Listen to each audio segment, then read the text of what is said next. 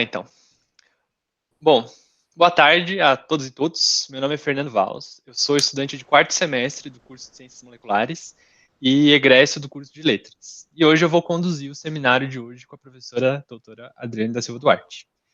E antes da gente começar, eu queria, em nome de toda a comissão organizadora dos seminários, prestar nossa solidariedade e consideração a todas as famílias das mais de 320 mil vítimas da Covid-19 no Brasil.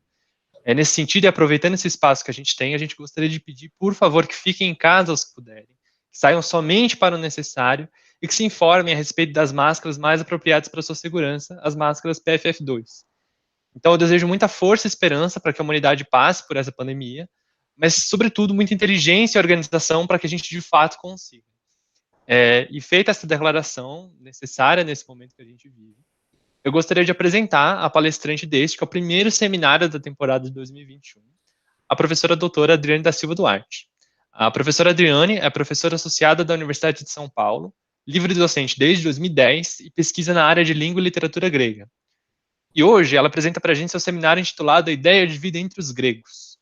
Durante a apresentação, o chat vai ficar aberto, então, por favor, façam suas perguntas, eu vou recolhendo elas, e ao final a gente debate com a professora e responde as dúvidas. Tudo bem? Então, professora Adriane, boa tarde, a palavra é sua e vamos lá. Boa tarde, Fernando. Eu queria começar agradecendo ao Fernando e a toda a equipe que organiza os seminários por esse convite para apresentar essa nossa conversa, na verdade, sobre um tema que é um tema tão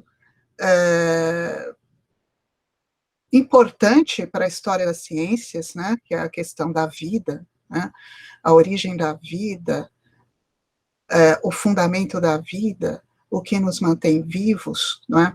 É um tema que está na origem de todas as ciências, né, das ciências naturais, da filosofia, não é? E os gregos, não é, se preocuparam de uma forma intensa com essa questão, não é? Os poetas se preocuparam com essa questão, e hoje em dia, né, a gente pensa na vida como um valor, a gente pelo menos deve pensar na vida como um valor, em vista de toda essa tragédia sanitária que o mundo vem atravessando, e nós aqui no Brasil experimentando de uma forma tão atroz, né? Então, praticamente não há um dia que a gente não se pergunte, né, o que constitui a vida. A gente não tem mais esse luxo que é simplesmente de se permitir viver no piloto automático, não é? Volta e meia a gente se coloca essas mesmas questões, que foram questões importantes para os gregos, desde o período arcaico até, né, o período imperial, pós-clássico, etc. Né. Então, eu agradeço muito a oportunidade de tratar desse tema, né, para uma plateia que eu imagino que é mais variada, diferente daquela...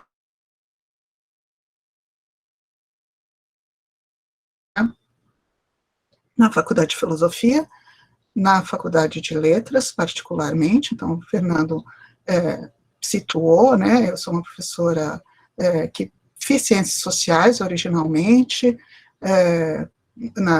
em paralelo, fiz uma graduação em Letras, né, minha pós-graduação no programa de Letras Clássicas, sempre pesquisando temas ligados à literatura, né, inicialmente comédia antiga, nos últimos tempos, romance antigo, né? Então, hoje aqui eu vou me aventurar com vocês a tratar de temas filosóficos, então, que não são propriamente meu objeto de investigação, mas que estão sempre, como eu disse, não é, por perto, na medida em que essas investigações, não é, elas estão presentes, né, na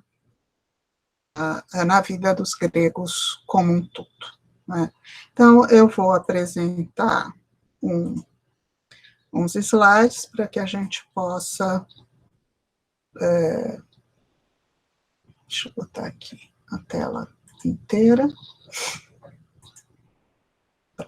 para que a gente possa conversar um pouco sobre essa ideia da vida, né, do ponto de vista grego. Né. Então, essa imagem que foi escolhida para divulgar a palestra, ela já situa um pouco, né, o tamanho da nossa encrenca de falar de um ponto de vista filosófico, pré-filosófico e filosófico, sobre a ideia de vida na Grécia, né? Algo que necessariamente tem que ser feito de uma perspectiva breve, a partir de um recorte, né? Tantas e tantos se debruçaram sobre essas questões. Então, aqui nós temos um detalhe do famoso afresco de Rafael, né, que hoje, feito no Vaticano, né, nos aposentos do Papa Júlio II, chamado A Escola de Atenas, em cujo centro nós encontramos essas duas figuras, que são figuras centrais do pensamento filosófico, né, Platão, né, feito à imagem de Leonardo da Vinci, né, carregando embaixo do braço o seu Timeu, e Aristóteles, né, segurando sua ética. Ao lado de cada um, né, sábios de todas as épocas, né, ou que os precederam nas suas investigações e as subsidiaram, ou que deram continuidade a elas. Né. Aqui eu acho que vocês podem ter uma ideia do quadro todo, para imaginar o tamanho da encrenca que é tratar desse tema que nós vamos tratar aqui. Né? Então, aqui nós temos desde os filósofos pré-socráticos, aqueles que se colocam, que antecederam a figura de Sócrates, né, que marca o início da filosofia sistemática, né, até filósofos como Ptolomeu e astrônomos como Ptolomeu e outros, né, que deram continuidade a ela. Né? Então, bem, mas antes da gente começar, propriamente do tema, puxando um pouco para a minha especialidade, eu vou começar com um pouco de filologia. Né? É interessante a gente circunscrever o nosso objeto pensando um pouco mais de que aspecto a gente quer tratar, sobre que aspecto a gente quer tratar esse tema. Bem, a palavra vida em português, assim como no latim, né, onde está a origem do termo vernáculo, né, vida deriva do latim vita, vida, né, é única, né, e isso ocorre na maior parte das línguas indo-europeias, a gente só tem um termo para descrever vida. Os gregos, eles têm dois, né, tem a palavra bios, o substantivo bios, hobios, né, que aparece no português como elemento de composição de palavras como biografia ou como biologia, não é? E a palavra zoé, né, que aparece em zoologia a partir do substantivo zoon, que é o ser vivo, o ser dotado de vida. Bom, aí vocês vão ter que acreditar em mim que tanto a palavra vita, como vida, como bios, como isto é, todos esses termos remontam a uma mesma raiz indo-europeia, né, que está aí expressa para vocês, mas que é impronunciável. Né? Para quem não sabe, o indo-europeu, o proto-indo-europeu, é uma reconstituição, uma língua reconstituída a partir de teorias comparativas das línguas, primeiramente das línguas clássicas, né, o grego, o latim, o sânscrito, depois das línguas faladas na Europa, daquela que teria sido a primeira língua falada pelos povos que ocuparam a Europa. Né? Então, é uma língua reconstituída. Né?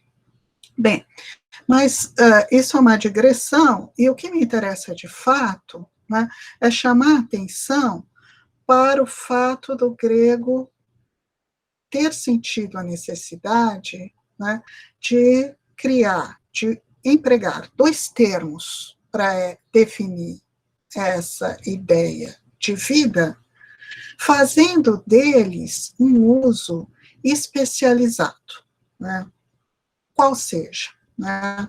Para não me alongar muito, né, eu preferi me valer das citações, né, do capítulo que abre o livro Homo Sacer, né, do filósofo italiano Giorgio Agamben, né, em que ele faz perfeitamente essa distinção. Né. Então, eu vou ler para vocês. Ele diz o seguinte: os gregos não possuíam um termo único para exprimir o que nós queremos dizer com a palavra vida. Serviam-se de dois termos, semântica e morfologicamente distintos, ainda que reportáveis a um étimo comum. Isto é, que exprimia o simples fato de viver, comum a todos os seres vivos, animais, homem ou deuses, e bios, que indicava a forma ou maneira de viver própria de um indivíduo ou de um grupo. E aí ele continua. Quando Platão, no Filebo, e o Filebo é um dos diálogos platônicos, quando Platão, no Filebo, menciona 3 gêneros de vida, e Aristóteles, na Ética Nicomaquea, distingue a vida contemplativa do filósofo, bios theoretikos, da vida de prazer, bios apolaustikos, e da vida política, bios politikos, eles jamais poderiam ter empregado o termo isdoé, que significativamente em grego carece de plural, pelo simples fato de que para ambos não estava em questão de modo algum a vida natural, mas sim uma vida qualificada, um modo particular de vida. Então, a partir dessas considerações, né, a gente vê que o bios é empregada, né, para a vida social, para a vida em sociedade. Né. Sociedade, a gente não precisa pensar na vida no núcleo político, né, que caracteriza os agrupamentos humanos, mas mesmo entre os animais, né, você tem uma vida social. Né? Então, o bios é essa vida social, né, marcada pela cultura, enquanto que a isdoé é a vida natural, ou como Aristóteles diria, a vida vegetativa. Né? E é essa vida, essa ideia de vida que os filósofos, via de regra, vão explorar. É claro que eles se interessam pelo bios, né? A gente acabou de ver aqui, não é, que Aristóteles faz essa distinção entre 3 tipos de vida, né, social. Não é? Mas, aqui nessa conferência, eu vou me concentrar sobre essa vida natural. O que nos mantém vivos? O que distingue o ser animado do ser inanimado, do ser inerte, do ser desprovido de vida? Portanto, aqui a gente vai estar tratando do isdoé, né? Do isdoé.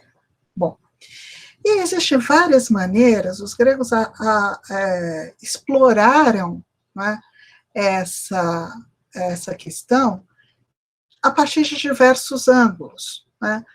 Você pode pensar na questão da origem da vida, ou do fundamento da vida, ou como os gregos diriam, da arqué, da origem, do princípio. A arqué é o princípio, é o fundamento, né? Tanto do ponto de vista macro, quanto do ponto de vista micro. E o que eu quero dizer por macro é pensar, por exemplo, na origem do universo, no Big Bang, como é que surgiu o cosmos, né? As cosmogonias, as cosmologias. Né? E do ponto de vista micro, pensar do ponto de vista antropológico, né? Do antropos, do homem, né? O que caracteriza a vida humana. Né? Então, eu vou preferir me concentrar nesse segundo aspecto, né, do ponto de vista humano. Mas vou passar brevemente, né, vou fazer uma referência breve, né, ao ponto de vista macro das cosmologias. Né. Foi um tema bastante explorado por poetas, pelos filósofos ditos pré-socráticos, ou seja, aqueles que viveram antes de Sócrates, e mesmo pelos filósofos pós-socráticos ou socráticos, como Platão, que também vai dar atenção a esse termo da cosmologia. Né? Bem, eu aqui, né, vou mencionar apenas, né, a teogonia de Hesíodo. Né? Então, Hesíodo é um poeta do período arcaico, que juntamente com Homero, né, marca o início da literatura, digamos assim, a grosso modo, no Ocidente. Né?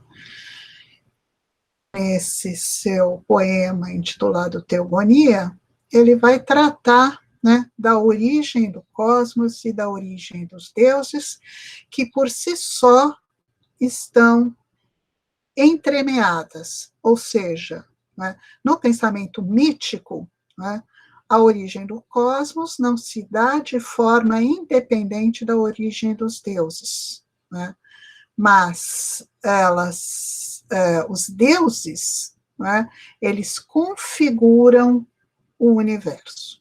Né.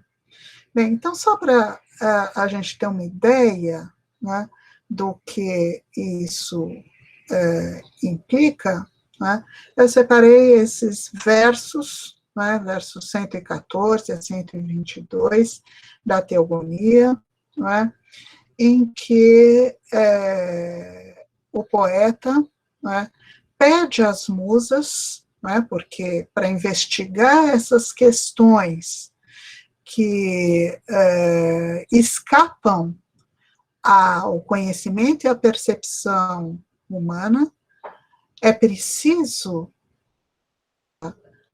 conte, né, com o apoio das musas, divindades que são filhas de Zeus, que são filhas da memória e, portanto, têm acesso a tudo que foi, a tudo que é e a tudo que será.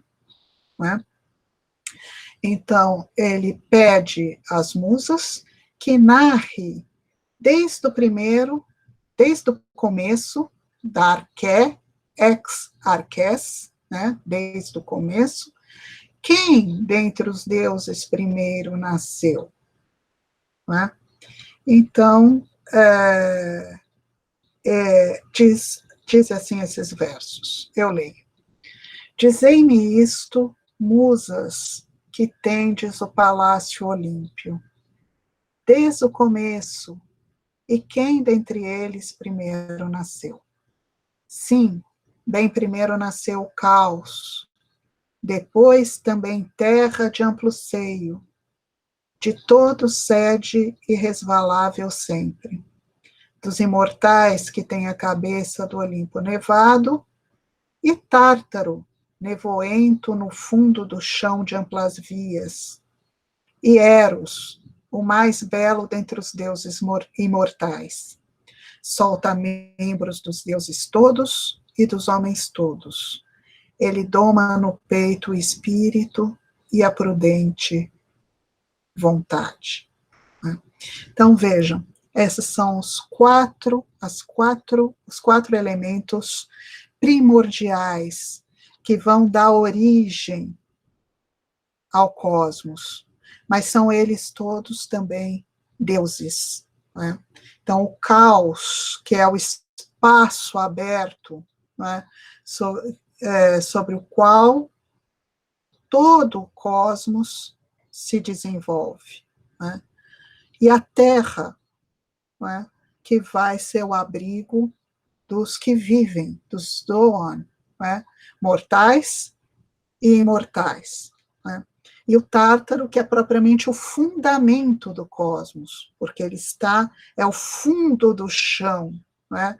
É aquilo que sustenta, está por sobre a terra, né? O amor, o Deus que vai promover a união, né, e a reprodução dos seres, né? Sendo assim, caos vai gerar por si só noite e érebo, e eles gerarão o dia e o éter, né? E a Terra vai gerar Urano, o céu, e a partir dessa geração unida a Urano, vários outros deuses, né? E assim tem-se origem o universo. Como eu disse para vocês, né, a visão hesiódica, a visão que Hesíodo sistematiza no seu poema Teogonia, né, é uma visão que deriva, né, do pensamento mítico, né? E os filósofos, os filósofos ditos pré-socráticos, que vêm na sequência, Hesíodo está na passagem entre o século VII e o século VI, antes de Cristo, e os filósofos pré-socráticos entre o século VI, são lá no século VI antes de Cristo, a maior parte deles, alguns adentrando como esse século V, eles também vão propor cosmogonias, né? O que está no início, qual a origem, né? Mas isso seria objeto para uma outra conferência, num outro momento. Como eu disse para vocês, eu vou me centrar na questão humana, no antropos, o que nos move, né? Então, passo de Hesíodo para outro poeta, Homero, né? Autor. Vou me dar esse desconto, né? Porque a gente não fala de autor e autoria para esses poetas do período arcaico, né? Pressupondo que as obras são obras pertencentes a uma tradição e trabalhadas a várias mãos, né? Mas Homero é o nome que nós associamos a esses dois poemas que são o fundamento de toda a literatura grega, a Ilíada e a Odisseia, né? E eu trago aqui 3 passagens da Ilíada, a Ilíada sendo um poema, né, bélico, que retrata um dos últimos anos desse conflito entre gregos e troianos. Ele traz muitas batalhas, né, e nessas batalhas, né, mortes. É um poema que apresenta mortes, então é interessante ver como o poeta descreve, né, esse momento, né, em que a vida abandona os guerreiros, né. Então, vou passar aqui para essa primeira citação, que está no canto 14 da Ilíada, e que diz o seguinte: daí o Atrida a Hiperenor, pastor de tropa, no flanco o atingiu, e o bronze fez jorrar entranhas, rasgando-as. Sua alma, sequer, pelo ferimento aberto, lançou-se com pressa, e o negror encobriu seus olhos. Então vejam que interessante, né, como Homero, né, descreve o momento da morte do guerreiro, né, Hiperenor. né? A alma, né, a psique, ela deixa o corpo, ela escapa do corpo pelo ferimento aberto pela lança e se vai, né? E o guerreiro, então, morre, né? Então, essa palavra psique, que nós aqui encontramos, a gente vai encontrar 3 traduções diversas, todas pelo mesmo tradutor, o meu colega Christian Werner, né? Dessa palavra. Em Homero, psique, né, implica o sopro vital, o sopro vital. Né? Então, é justamente a presença da psique que distingue o ser animado do inanimado. E eu lembro aqui, com um pouquinho mais de filologia, né, que essas palavras em língua portuguesa, animado, inanimado, desanimado, né, derivam, né, são derivadas da palavra latina anima, que é a alma, né, como psique pode ser traduzido como alma. Mas alma, a gente vai encontrar, e aqui eu vou trazer várias vezes essa tradução, há um problema que a gente tem que estar, para o qual a gente tem que estar alerta, que é o conceito cristão de alma. Né? Então, psique, no período arcaico, né, psique, na poesia de Homero, né, representa esse sopro vital, né, que pode deixar o corpo no momento da morte, tornando aquele ser animado e inanimado, vivo e morto. Né? É o que nos move. Né? Então, a segunda citação do canto 11 diz o seguinte: o Tidida Diomedes, famoso na lança, o Tidida Diomedes, famoso na lança, privou-o do sopro da vida, Psiques, e roubou suas armas gloriosas. E Odisseu matou Hipódamo e Píroco. Então, aqui o guerreiro Diomedes, né, ele toma a psique do outro guerreiro. Né? Ele priva o inimigo da sua psique. Né? Enquanto que numa outra formulação, né, o poeta diz que Odisseu matou fulano e cicrano, Hipódamo e Píroco, né, que vem a dar no mesmo. E, por fim, a terceira, né, citação do canto 5º diz o seguinte: a consciência, mas vejam, uma outra tradução, mas a mesma palavra, psique, o deixou, e pelos olhos verteu-se a escuridão. Né? E pelos olhos verteu-se a escuridão. Né? Então, essa ideia de que o sopro vital, né, ele se desprende do indivíduo, né, e isso caracteriza a morte. Né? Então, assim, Homero, né, pensava essa questão da vida. Né? A vida era algo que, não é, esse sopro vital que compunha, não é, a existência. Não é? E sem ele, não é, o corpo era soma, né? Soma, que é o corpo inanimado em Homero. Né? Bem,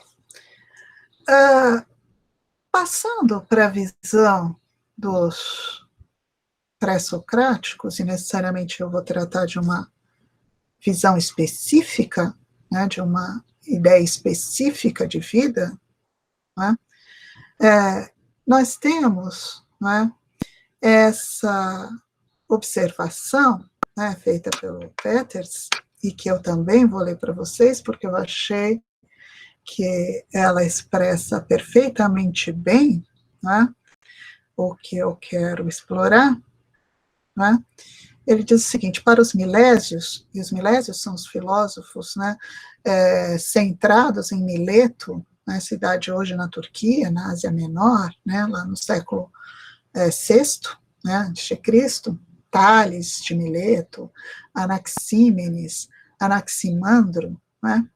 Então, para os milésios, a vida era uma coordenada da alma, psique, e do movimento, kínesis.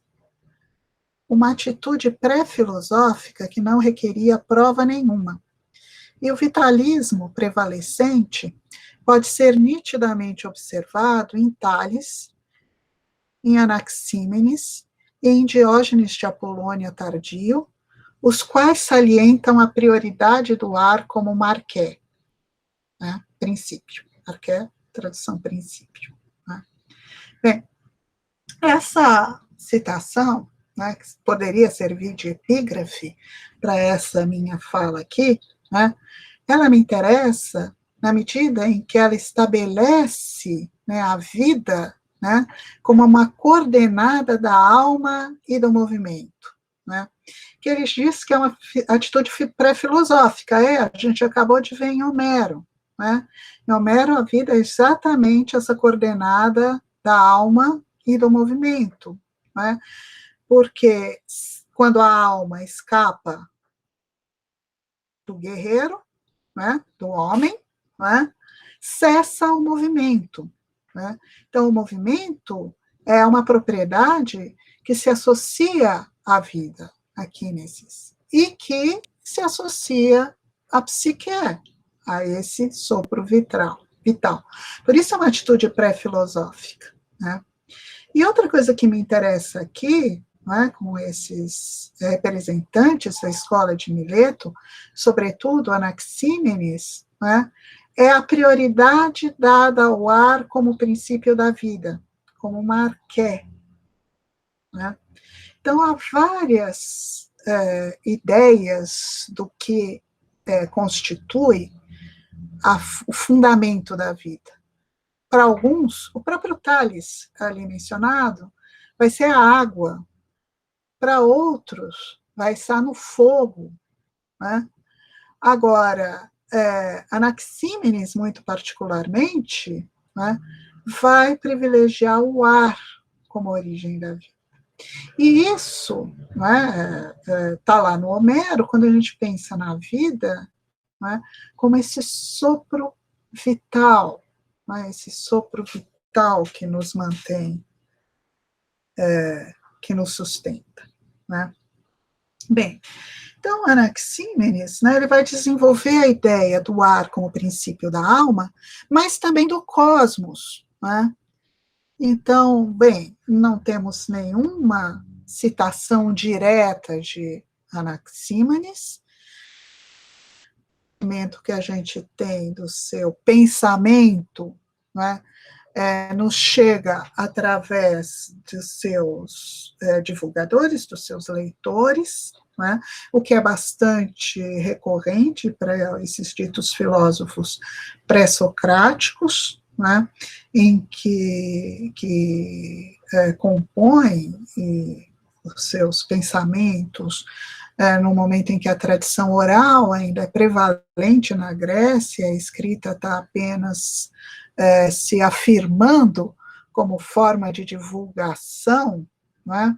Você não é só a possibilidade de escrever, mas é ter as condições, não é, de preservar o escrito.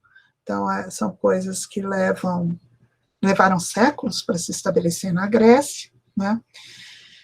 Então, conhecemos o pensamento de Anaxímenes através dos comentários feitos por outros filósofos, como é o caso de Aécio, que é mais um divulgador, né, do pensamento filosófico, Aristóteles na metafísica,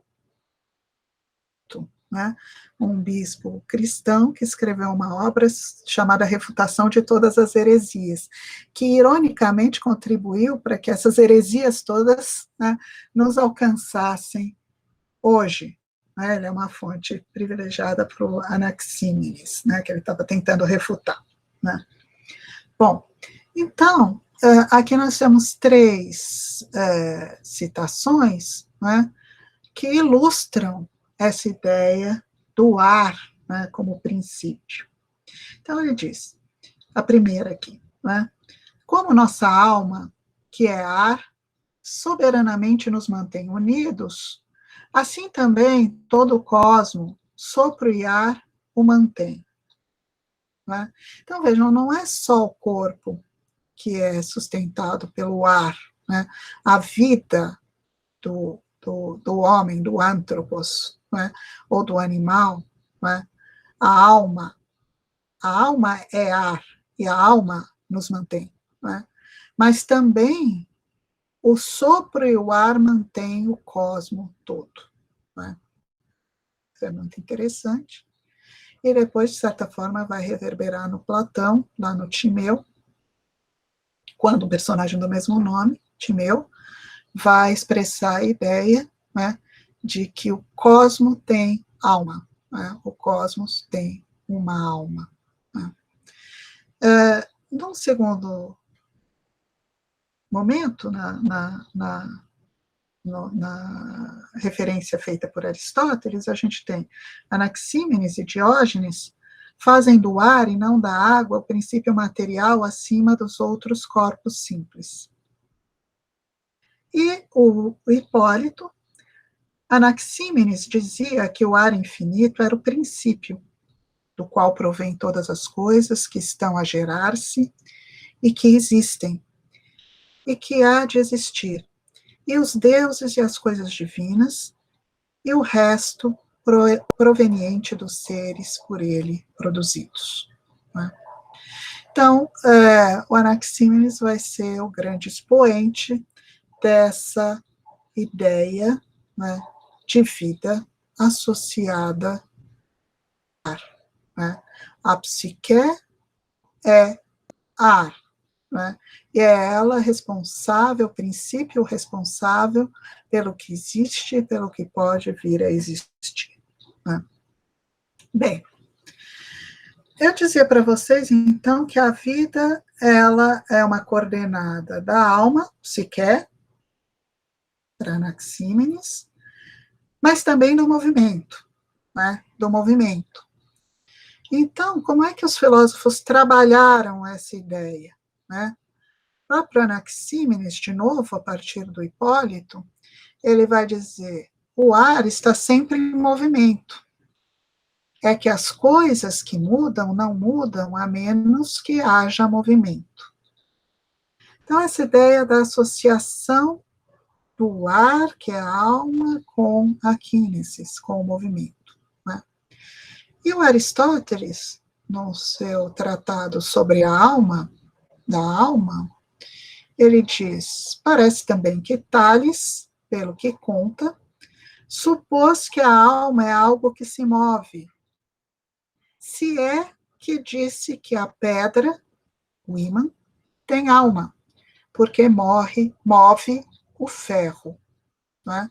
Então, Aristóteles está dizendo que Tales considerava que a pedra que a gente conhece como magnética, o ímã, ele teria uma alma porque ela é capaz de mover o ferro.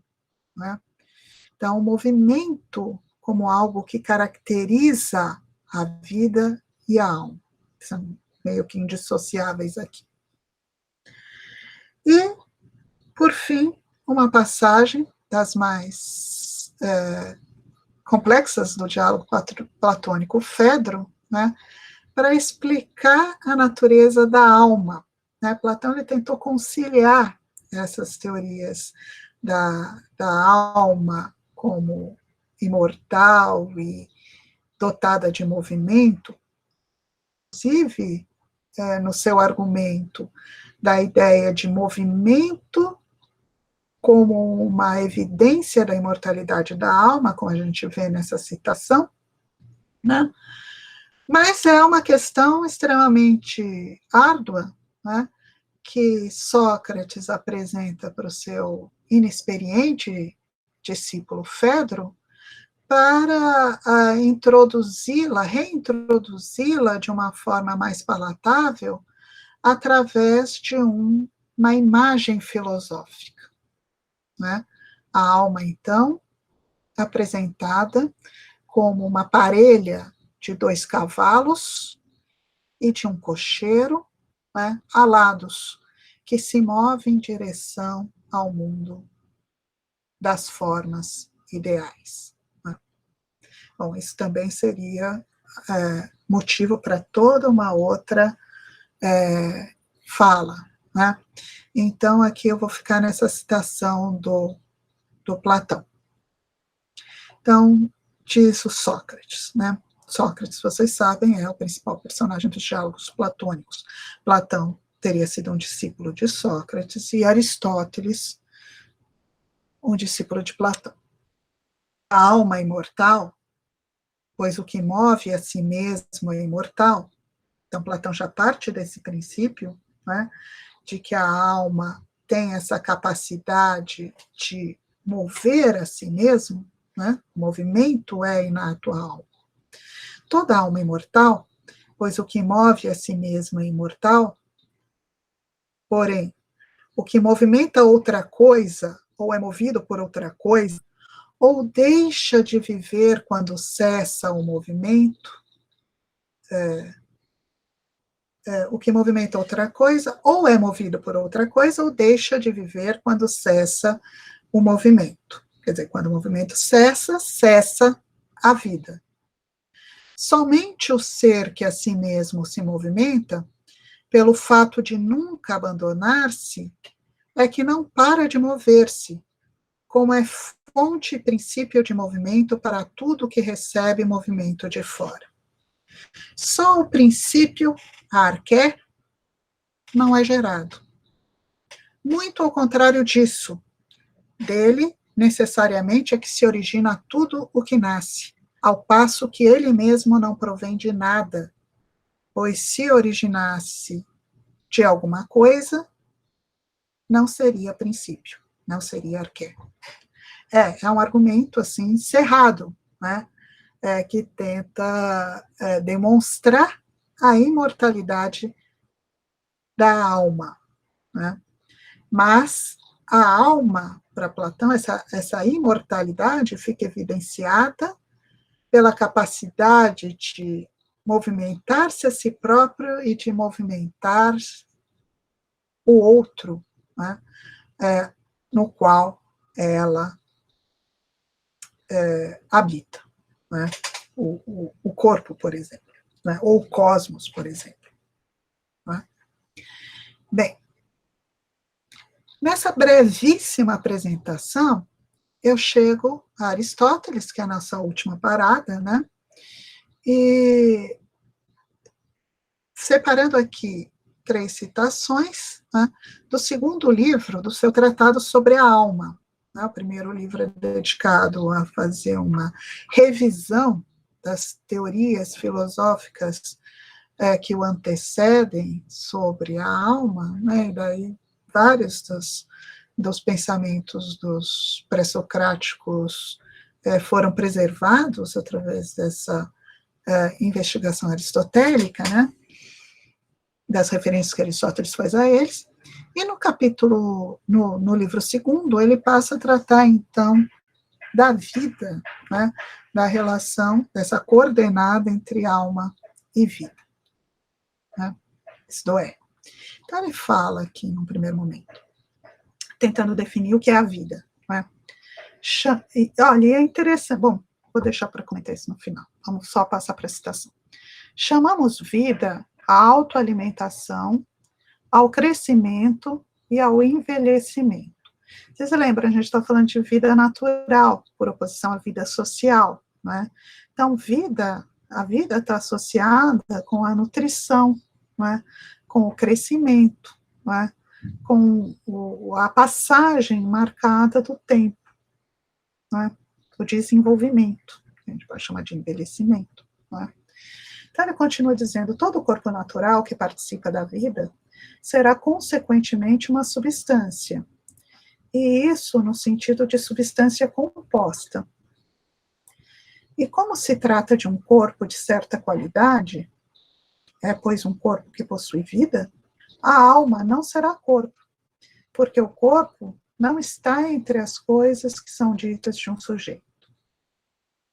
A alma, portanto, tem que ser necessariamente uma substância, no sentido de forma de um corpo natural, que possui vida em potência. Ou seja, para existir vida, né, tem que existir o corpo e tem que existir a alma.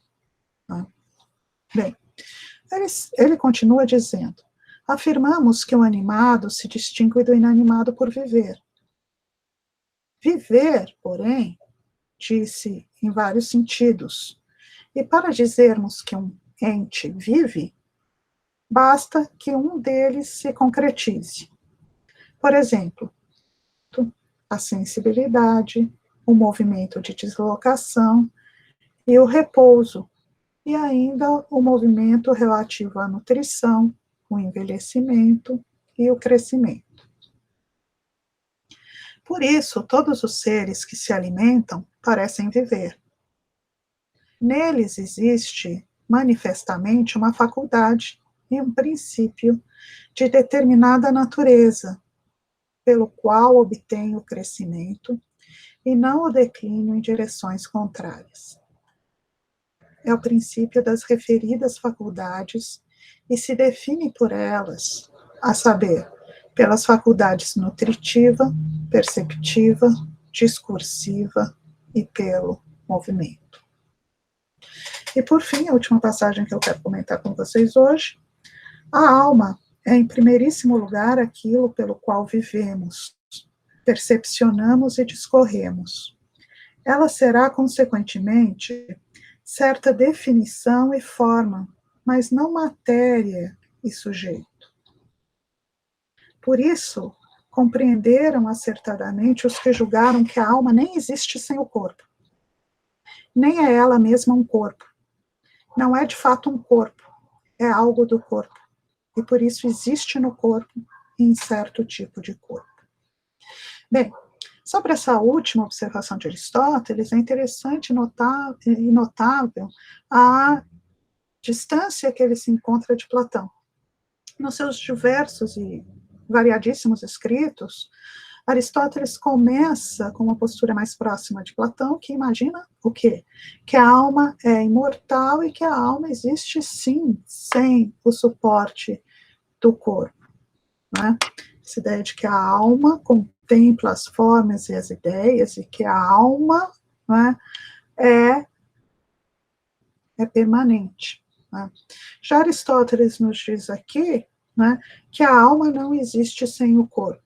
Essa indissociabilidade entre alma e corpo. Embora a alma não se confunda com o corpo, né, a alma não existe sem o corpo. Né? Então, Aristóteles, então, né, ele apresenta uma visão contrária à visão da metafísica, né, platônica, tá? A respeito. Então, ambos concordam. Né? O viver, né, você diz que um ente vive na medida, né, em que ele é habitado por uma alma, que é o princípio dessas faculdades, né, que determinam o estar vivo, né, que ele denomina de faculdade nutritiva, perceptiva, discursiva e o movimento. Né? Mas, né, a alma, né, ela se extingue, né, quando a vida cessa. Né? É preciso que eu diga aqui que eu vim fazendo esse percurso todo em torno da palavra psique, mas, obviamente, Platão não entende psique como Homero, ou Anaxímenes, como ar. Né? Para Platão, a alma é algo, né, que é complexo, que é composto. Né? Platão vai desenvolver uma teoria da tripartição da alma, né? Uma parte racional, uma parte impetuosa, né, que é responsável por tomar e executar as decisões, né, uma parte desiderativa ligada ao desejo, né, e para Aristóteles também a alma é algo complexo. Então, não pensem que para eles a alma é ar, né, mas sim que a alma é aquilo que nos define enquanto vivos. Isso, a psique, desde lá de Homero, Aristóteles. Né? E por que eu, nessa fala breve, escolhi a alma e, particularmente, centrei na figura de Anaxímenes, do ar, né, como a ideia que eu queria trazer, né, do que seja vida, né, nesse debate poético, filosófico. Porque nunca, ou pelo menos nesse momento dramático que nós estamos agora, o ar é um elemento, né, definidor, né, dos que vivem e dos que morrem, né, em diversos sentidos. Né. Então, nós temos aqui, né, que assolaram tanto a Amazônia quanto o Pantanal, né, e que representam um risco real, né, para a continuidade da vida nesse planeta nos séculos vindouros, sendo eu muito otimista, por colocar assim no plural, não é? A falta de oxigênio, né, estamos lidando com uma doença que mata por asfixia, né, a falta do oxigênio, e o caso social, né, do sufocamento de um indivíduo que trouxe todo um debate, que virou um lema, né, que suscitou inúmeros protestos no ano passado. Né? Então, essa questão da associação entre o ar e a vida é o que nos move hoje, é o que deve nos mover hoje. Né? E os gregos, né, também fizeram essa correlação. Né? Então, aqui temos algumas indicações, as referências, né, para essa fala, né, basicamente os autores a que eu referi aqui. Né? Então, é isso, e eu agradeço a vocês pela paciência de escutar essa conferência. Obrigada. Professora Adriane, muito obrigado por sua fala, muito pertinente, muito informativa. Várias pessoas aqui no chat agradecendo e elogiando. Então, aviso aqui que a gente vai começar a nossa sessão de perguntas, prevendo mais ou menos uns 15 minutinhos, né, professora? Dependendo da quantidade de perguntas e das discussões que seguirem. Bom, o chat está aberto, então, por favor, façam suas perguntas. Vou começar aqui pela Giovana Sarti, que deixou a seguinte pergunta. Ela falou, boa tarde. Achei muito interessante a escolha da palavra, sopro, que parece sugerir justamente o ar em movimento. E aí ela pergunta, a escolha desse termo é intencional para contemplar essa relação na alma? Bom, como a gente... Essa ideia de sopro em movimento é uma forma já tradicional de pensar, né, o que representa a psique, né, na tradição poética, né, no período arcaico, na tradição poética. Psique está relacionada a outros termos, né, como psicros, que é o vento frio. Né? Então já tem essa correlação própria no campo semântico da palavra, né? Então, eu acho que existe essa correlação, né, já sugerida no próprio campo semântico da palavra. Perfeito, muito obrigado. Agora, eu também queria fazer uma pergunta de apelo aos biólogos que estiverem assistindo, que, enfim, muito evidente, né, nos momentos de hoje, a respeito dos vírus, né, rola uma discussão dentro da biologia se vírus tem ou não tem vida, justamente pela dependência de um organismo para de fato, desenvolver o metabolismo que permite eles ficarem vivos. E ao longo da sua fala, você falou muito sobre movimentar-se a si mesmo, e eu queria te perguntar se os gregos tivessem acesso ao conhecimento do que é um vírus e tivessem sido apresentados a essa questão dentro da biologia hoje, se eles diriam que vírus tem ou não tem vida. Olha, a minha impressão é que Aristóteles, né, ele era filho de médico, né, embora ele tenha se aplicado a todas as áreas do conhecimento acessíveis na antiguidade, ele tem um gosto particular pelas ciências naturais. Eu acho que, pela definição que ele apresenta do que é estar vivo, o vírus, para ele, estaria vivo, porque o vírus, ele participa de uma daquelas faculdades que ele descreve, né, a de se alimentar de algo, né, e a de se reproduzir, né. Então, eu acho que ele consideraria o vírus um ser vivente, né? Acho que sim. Interessante, muito legal. Mas eu não sei o que os biólogos pensariam. Eles também não sabem, então tudo bem. Bom, vou passar aqui para uma próxima pergunta. O Zé Luiz de Queiroz, ele diz, excelente explanação. E aí ele pergunta, professora, há diferença substancial entre a ideia de vida entre gregos e os latinos? Puxa, aí, olha, a gente sabe que na tradição poética, certas coisas, como as cosmogonias, elas tendem a ser revisitadas e são retrabalhadas. Por exemplo, as metamorfoses do Ovídio retomam elementos já presentes na teogonia do Hesíodo e vão acrescentando outros, né?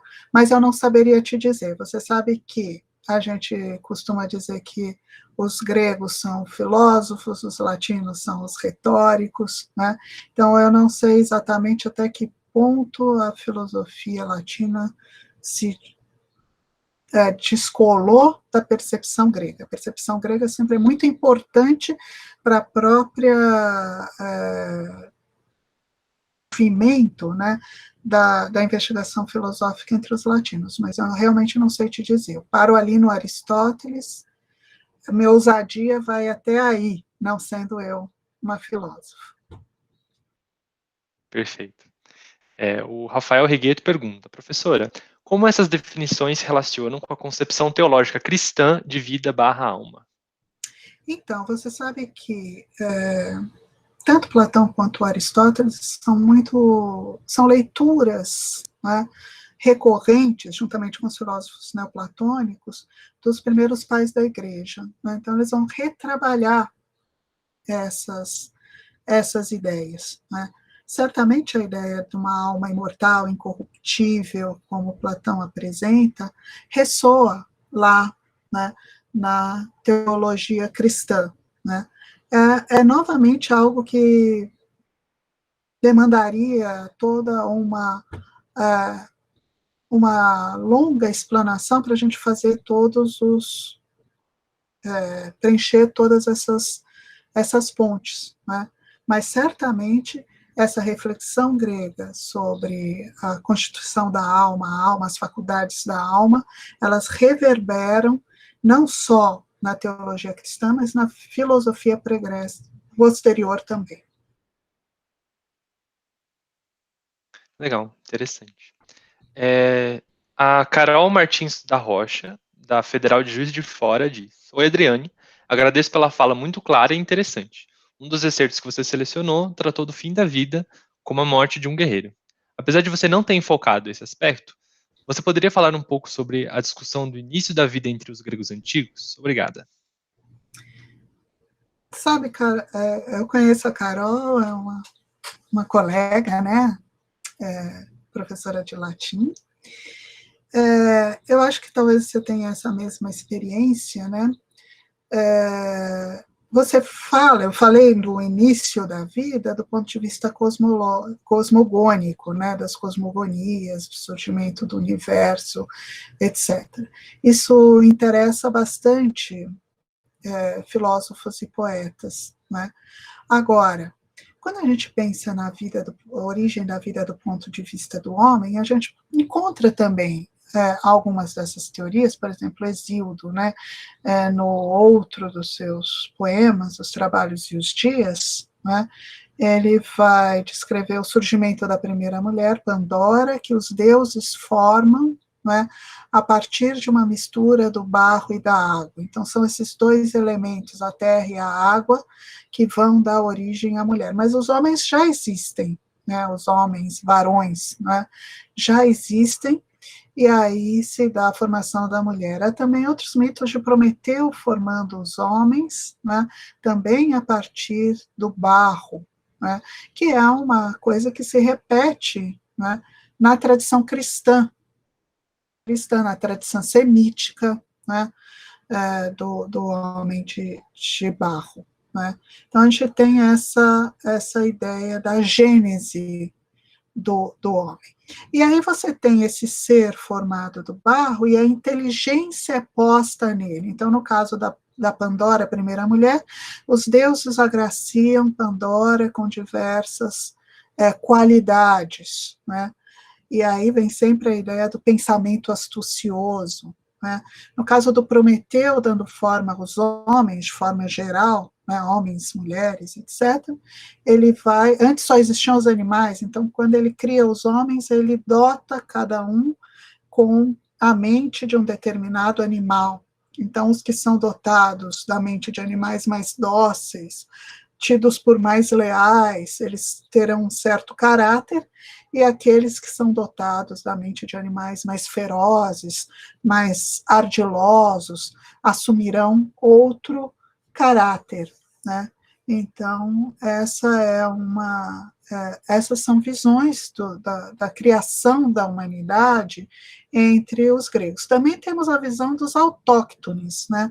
Os homens que surgem, né, seja depois do dilúvio, em que Pirra e Epimeteu atiram por trás das costas pedras, e essas pedras se transformam em homens, né? Seja no mito de Cádmo, que enterra os dentes do dragão que ele mata, e surgem armados desses dentes, né? Então, são os que surgem espontaneamente da Terra, os autóctones. Então, são visões de gênese humana na mitologia e na poesia grega. Legal, interessante esse panorama de diferentes visões. Agora sim, para a próxima pergunta, o Daniel Couto, da UFMG, pergunta: Professora Adriane, você apontaria alguma relação entre o sopro da alma dos gregos e o ruach, R-U-A-H, sopro, o espírito, da tradição hebraica? Então, a gente que é criado na tradição cristã, né, na tradição hebraica, né, a gente associa imediatamente, né, a ideia desse sopro de vida, né, que é a forma como os poetas arcaicos, Homero e alguns dos filósofos pré-socráticos entendiam esse elemento vital, né, esse sopro de vida, e o sopro que Deus impele para que o barro ganhe vida, o homem ganhe vida. Né? Então, eu acho que a gente tende a pensar e a fazer essa correlação. Mas eu, particularmente, né, embora desconfie que ela haja, eu não tenho elementos assim para te responder consistente. Bom, até onde eu vejo não temos perguntas novas, então eu aproveito para fazer mais uma que eu tenho, que no começo você fez a distinção, né, entre bios e stoé, né? Eu imagino que essa seja a pronúncia, e depois comenta também da psique. E eu queria perguntar o quão exclusivamente humanos são esses conceitos e se isso aplicaria, por exemplo, ao que a gente contemporaneamente aceita como animais ditos sociais, né, como formigas ou abelhas, se eles teriam essa vida mais natural e uma vida biológica, como se relacionam esses conceitos com a humanidade? Sim, então isso é algo que está disseminado para todo ser considerado vivo. Quando Aristóteles, no De Anima, está fazendo essa distinção entre o que é ser vivo e o que não é ser vivo, e o crescimento, a autoalimentação são características do que está vivo, ele aplica esse conceito às plantas. Então, as plantas são seres vivos, on, nesse sentido, né? Porque elas cumprem esse requisito do que é estar viva. Você precisa ter um bios, né, que se materialize numa trajetória social, digamos assim. Né? Mas também está lá em biologia. Né? Em biologia, né, na medida que é um estudo de indivíduos pertencentes a uma espécie ou um grupo que partilham de determinadas características, né, sociais. Então, sim, você aplicaria a ideia de bios também para esses grupos, né, esses grupos. O que as palavras distinguem é propriamente a vida natural, né, que é marcada por essas características do alimentar-se, do crescer, do perceber e do respirar, né, e a vida social, né, que é dada pela interação, né, num grupo, mediada pela cultura, e a cultura não é algo basicamente exclusivamente humano. Né? Isso se relacionaria um pouco com aquela ideologia civil, né, ideologia da polis. Imagina, por exemplo, uma pessoa reclusa estaria viva em Stoé, mas morta em Bios. Há esse tipo de distinção?